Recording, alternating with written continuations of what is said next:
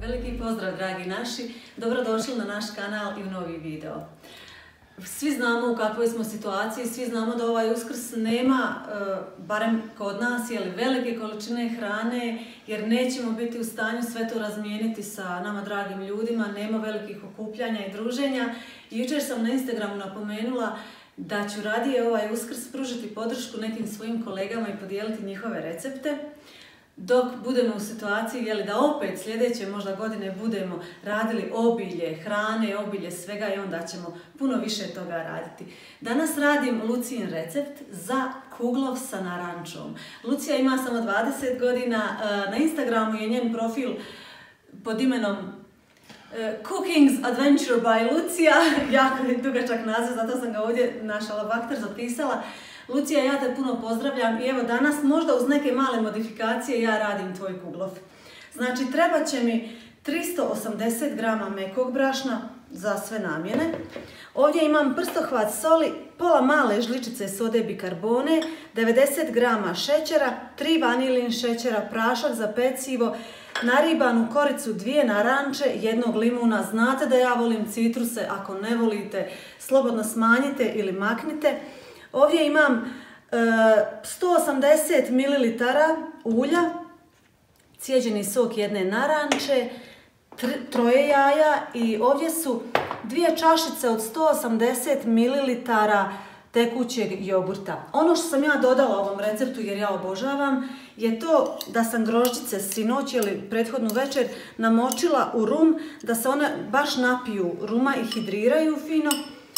I ovdje sam isto tako u kruškovac namočila suhe marelice. Tako da ću imati sve te note, samo, pošto prvi put radim ovaj recept, samo ne znam koliko će u ovaj moj mali kalup silikonski za kuglov, koliko će toga se napuniti, pa ću vidjeti ukoliko budem imala viška tijesta, ja ću staviti u ovu posudicu za tart, tako ćemo danas jesti jedan taj dio, a drugi ćemo sačuvati za Uskrs.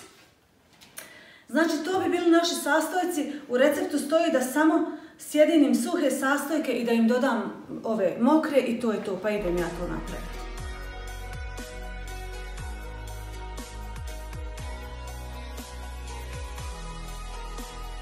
Ja imam silikonski kalup za kuglov i namastit ću ga ovim nekakvim namašćivačem u spreju. Vi ako nemate ili ako niste baš sigurni kako će ovo, jer ja sam radila sa ovim pa znam, možete namazati fino maslac rukama i posuti brašnom da vam se taj kuglov ne zalijepi.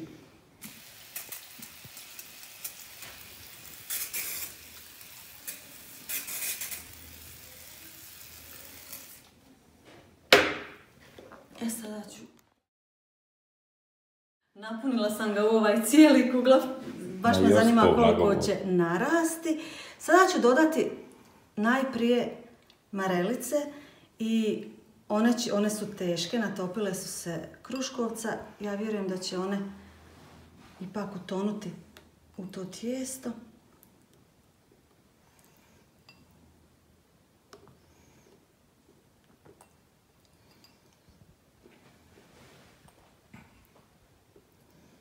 Što misliš da ih malo poguram? Pik, pik, pik, Pa pik. to ću stavljati. Pik, pik, pik. Da, onda će grožice, samo ću ih malo onako. Može. Pik, pik, pik.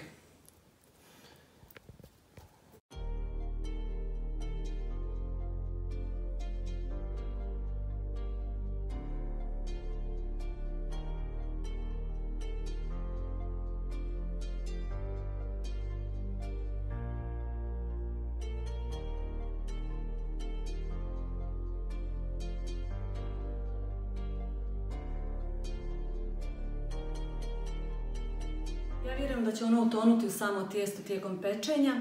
Idem ga peći na 180 stupnjeva 30-35 minuta do 40 minuta. Ja ću gledati. Nadam se da mi neće izgoriti ili da neće biti. Provjerit ću čačkalcom u svakom slučaju, pa se vidi.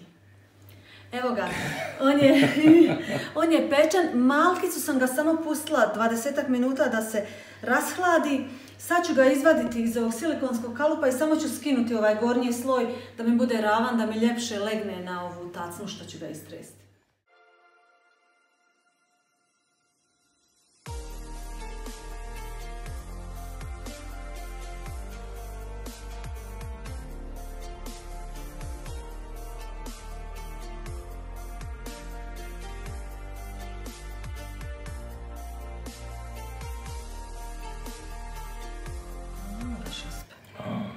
Ništa ne moram, bona nuji. O, kako je sočan. Ovo je savršen izgovor da mi pojedemo ove. Pomadi se. Još je vruć.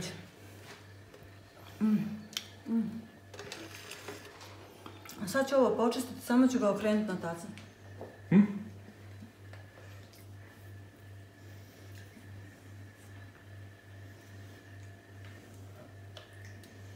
Jao, mlada, što je lipo ispao. Ništa mi ne govori. Ajde čoveče, gledaj ga. Ko sasliki? Sada samo da se malkicu još, vidiš, trebala sam ga još malo odrezati. Nema veze. Sada ću ga pustiti da se još malo rashladi i gore ću ga preliti onom bijelom, svjetlom šećernom glazurom, čisto da ga malkicu učinimo ljepšim.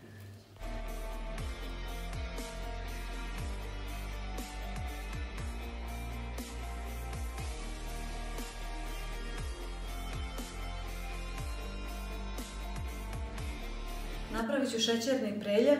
Ovdje imam, pa ne znam, par žlica šećera u prahu i limunov sok koji ću miješati dok mi ta smjesa ne bude onako neke čvrstoće. Evo, naravno, sad ovome treba dodati šećera. Dok ne postane bijela i dok ne bude onako fina i gusta dovoljno za glazuru.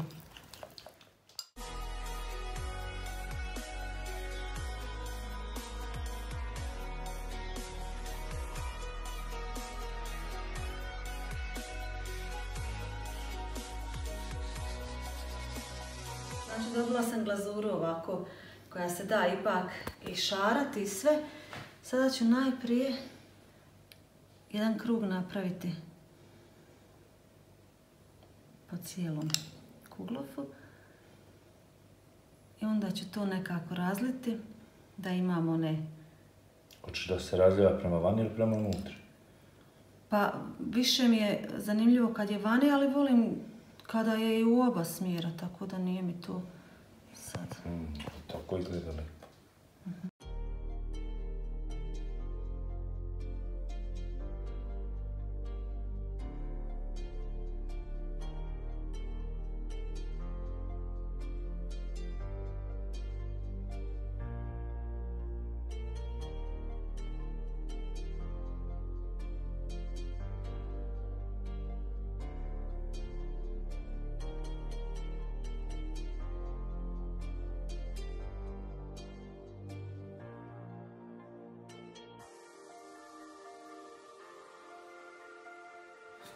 Malo ću samo ukrasiti.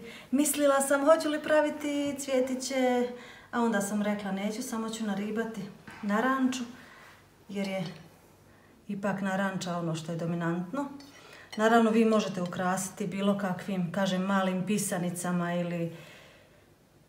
ili bilo kojom mrkvicama, ne znam, dekoracijom koja se vama sviđa. Ali evo, ja ću samo ovako ostaviti poprilično jednostavno.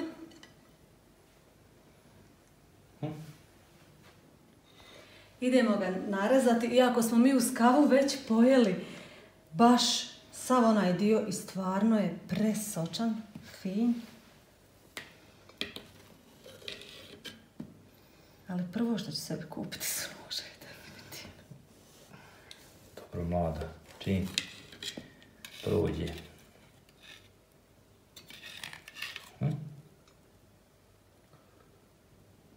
On je tako sočan, predivan.